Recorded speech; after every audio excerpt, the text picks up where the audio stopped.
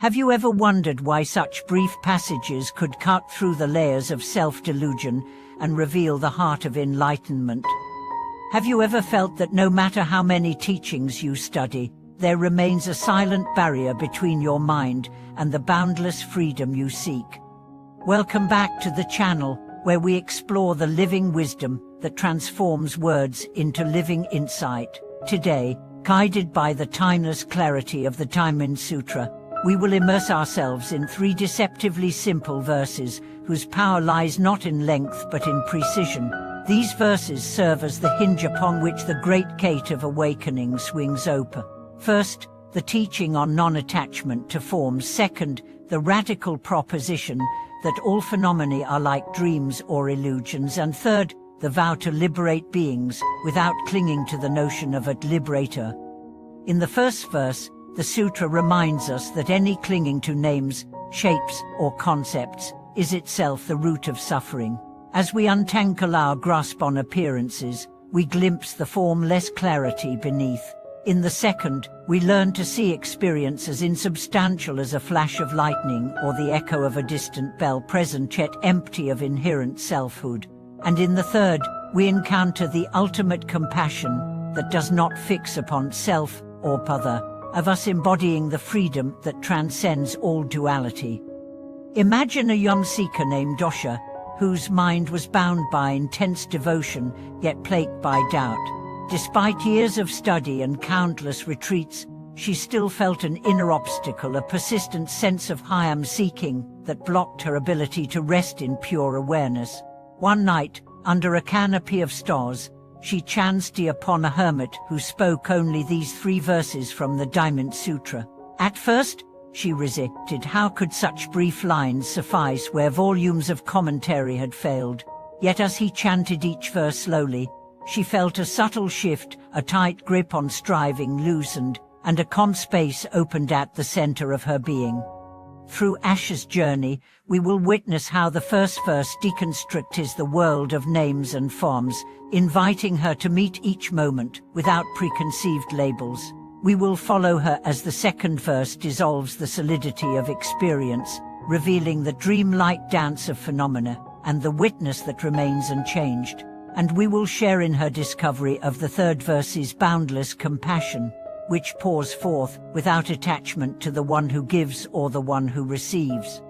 As we weave these narratives together, you will come to see that the Diamond Sutra's power does not lie in intellectual complexity, but in its direct invitation to let go. Each verse is a key. One unlocks the cage of concepts, another dispels the mirage of solidity, and the last uncovers love that flows freely beyond all limits. By practicing them not as scriptures to memorize, but as living reflections to embody, you too can open the door to true awakening here and now, in the midst of everyday life. As dawn broke over the silent valley, Osha rose with a sense of quiet anticipation rather than the usual knot of expectation. She remembered the first verse's teaching on non-attachment to forms, and as she washed her face, she paid close attention to the water's surface, how it shimmered and broke, how droplets slipped away like passing thoughts. In that simple washing, she discovered a practice in every gesture. Each droplet was a moment rising and dissolving, and her mind, once so eager to seize and hold, grew supple enough to let go. Later, she prepared tea for her fellow practitioners. As she poured the steaming water, Osha noticed how the liquid curved around the lip of the spout before settling smoothly in the bowl. Where once she might have rushed through the ritual, she now moved slowly, savoring the invitation in each motion to meet reality as it unfolded. The fragrance of the tea leaves became a teaching. It arose, it filled the room, and then it scattered in the breeze, proof that all experiences share the same ephemeral nature. Her colleagues paused mid-sip, surprised by the depth of simplicity, and she smiled inwardly, grateful for the first verse's gift. As the sun climbed, Osha joined a group discussion on the second verse's message that phenomena are like illusions. One student described a vision of a mirage on a desert road, a shimmer that promised water but vanished upon approach. Another recounted the way a rainbow appears solid from afar yet has no substance when touched. They all agreed that life often presents glittering promises that collapse the moment we reach for them. Osha then shared how she had watched a sudden flash of anger flare in her chest earlier that morning, only to see it dissipate into a pale shadow as soon as she acknowledged its transient sparkle. In that moment, she realized that emotional upheavals are also like lightning, bright, powerful, and gone in the blink of an eye if not fed by our imagination. That evening, under a canopy of stars, Osha sat once more with the hermit who had first offered her the 3 verses. He asked, "What did you discover when you let appearances be as they are, neither clung to nor rejected?" Osha replied, "I found that my mind has a natural clarity, like clear sky beyond passing clouds. When I stopped labeling each thought as good or bad, the cloud of judgment lifted." The hermit nodded, then guided her into a silent meditation on the space between thoughts.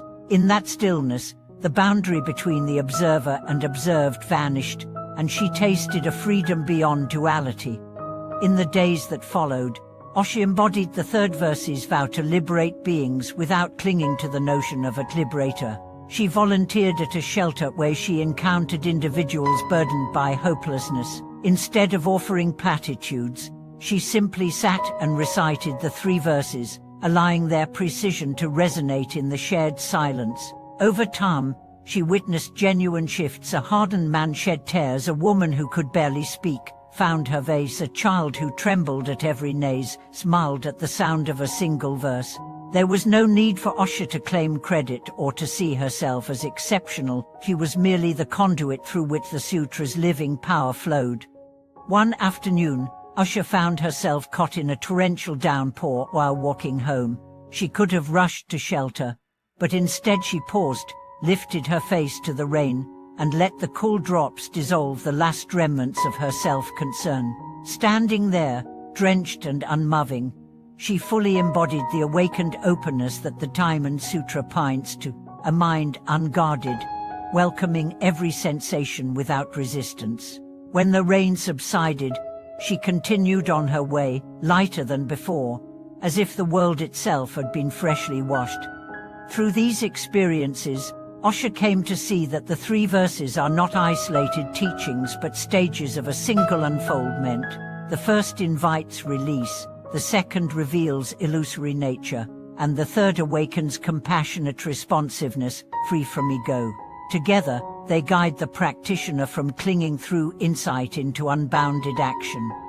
May these teachings inspire you to explore your own life with fresh eyes, observe each moment without grasping, recognize its dream-like quality, and let compassion flow freely beyond any sense of self. In doing so, you too can open the door to true awakening here and now. Thank you for watching this video.